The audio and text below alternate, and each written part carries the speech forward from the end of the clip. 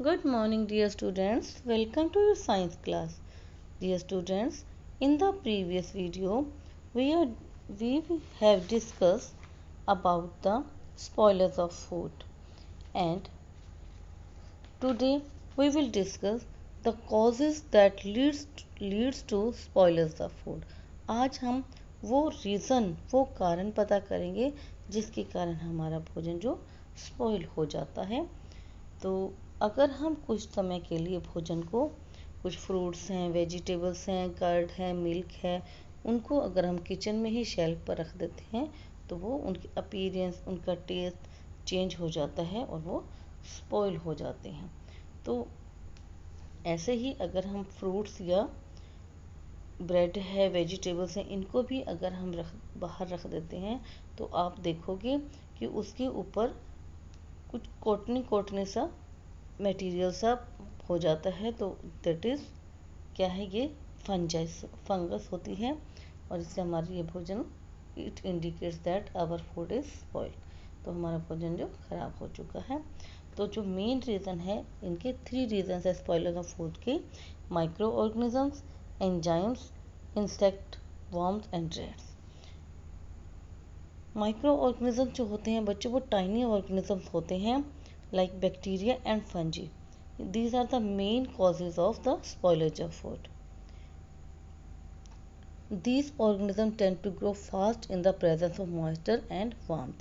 ये बैक्टीरिया और फंजी जो होते हैं बच्चे, वो मॉइस्चर में और जहाँ नमी होती है और ज़्यादा गर्मी होती है वहाँ पर ये स्पीडली ग्रो करते हैं।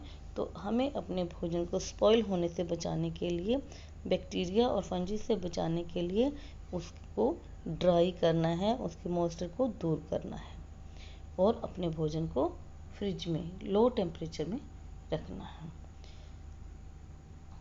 तो next is enzymes. Enzymes are chemicals that are present in all fruits and vegetables.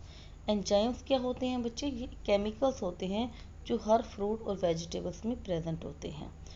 They are useful because they cause ripening of fruit. और ये हमारे लिए यूजफुल भी होते हैं क्योंकि इन्हीं के कारण जो फ्रूट हैं वो अच्छे से पक पाते हैं, हमारे खाने लायक बन पाते हैं। Most raw fruits are green in colour. जब फ्रूट कच्चे होते हैं तो वो मोस्टली ग्रीन कलर में होते हैं, खट्टे होते हैं, तीखे होते हैं टेस्ट में। लेकिन जब वो पक जाते हैं तो उनका जो कलर होता है वो चेंज हो जाता है और वो मीठे भी हो जाते हैं। This happens because of the action of enzymes. और ये केवल एंजाइम के एक्शन के कारण, एंजाइम के कारण ही होता है।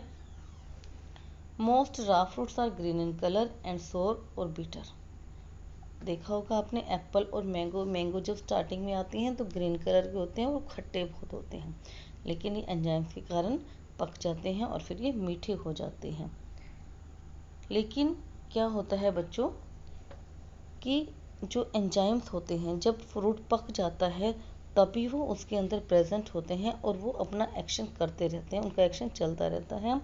तो जब पकने के बाद फिर वो क्या होता है, उनके एंजाइम्स के एक्शन के कारण वो स्पॉइल होना शुरू हो जाते हैं, गलना शुरू हो जाते हैं। तो इससे क्या होता है, एंजाइम्स क्या करते हैं, फिर ये हमारे भोजन को ख़राब भी कर देते हैं। नेक्स्ट है insects, worms and rats. These animals usually make their homes in places that are moist and dark. कुछ एनिमल्स ऐसे होते हैं, ये इंसेक्ट, वर्म्स एंड रैट्स, ये अपना जो घर है कहाँ बनाते हैं, मॉइस्ट और डार्क वाले प्लेस में बनाते हैं जहाँ उनको भोजन आसानी से मिल जाता है। It is important to keep the cupboard, shelves and containers clean and dry. तो इसलिए हमें अपने अलमीराज को ड्राई करना है, उनके अंदर गीलापन नहीं होना चाहिए, अदरवाइज वहाँ इंसेक्ट्स स्प्रेड हो जाते हैं। तो बच्चों एक आपको ये एक्टिविटी करनी है घर पे। We just notice that if food is not stored properly it gets spoil. अगर हम भोजन को अच्छे से स्टोर नहीं करेंगे तो ये ख़राब हो जाएगा। Before finding out the causes of spoilers let us do an activity. तो हम एक इसके लिए एक्टिविटी करेंगे। तो आपने क्या करना है, ब्रेड के पीसेस लेने हैं और उसके 3 टुकड़े करने हैं। तो फर्स्ट जो पीस ब्रेड का 3 पीसेस लेने हैं। फर्स्ट जो ब्रेड का पीस है उसको आपने कहाँ रखना है? Dry the piece of bread in the sun. सबसे पहले आपने उसको, उस ब्रेड के पीस को सन की गर्मी में आप उसको ड्राई कर लेना है। And leave it on the kitchen shelf, और किचन शेल्फ में एक प्लेट में रखकर शेल्फ पर ही रख देना है 6 और 7 डेज के लिए। नेक्स्ट जो पीस है सेकंड वाला, put the piece of the bread in the refrigerator. उसे आपने दूसरे ब्रेड के पीस को आपने फ्रिज में रखना है, वो भी 6 और 7 डेज के लिए वहाँ छोड़ देना है।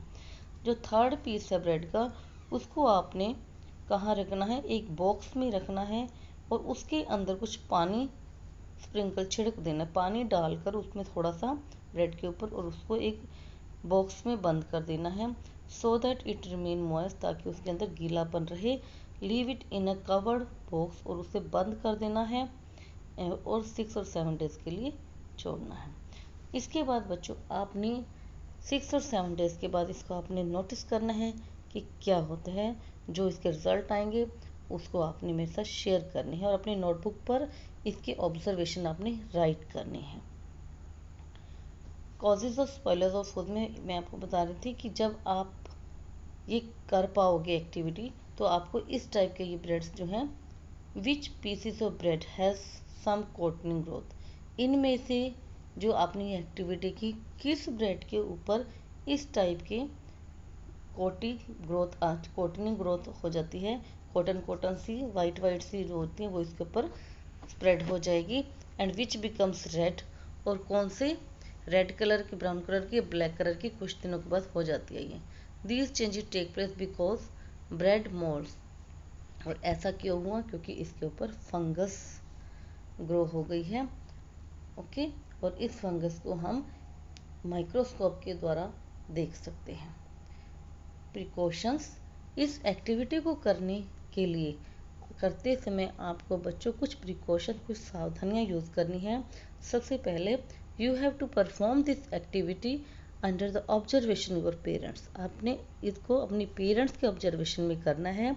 And after doing this activity wash your hands with soap, अपने हाथों को अच्छे से साबुन से वॉश करना है, क्योंकि उसके ऊपर बैक्टीरिया होते हैं। तो अपने आप को हमने इन बैक्टीरिया से बचाना है, अपने हैंड्स को अच्छे से वॉश करना है। Okay, thank you.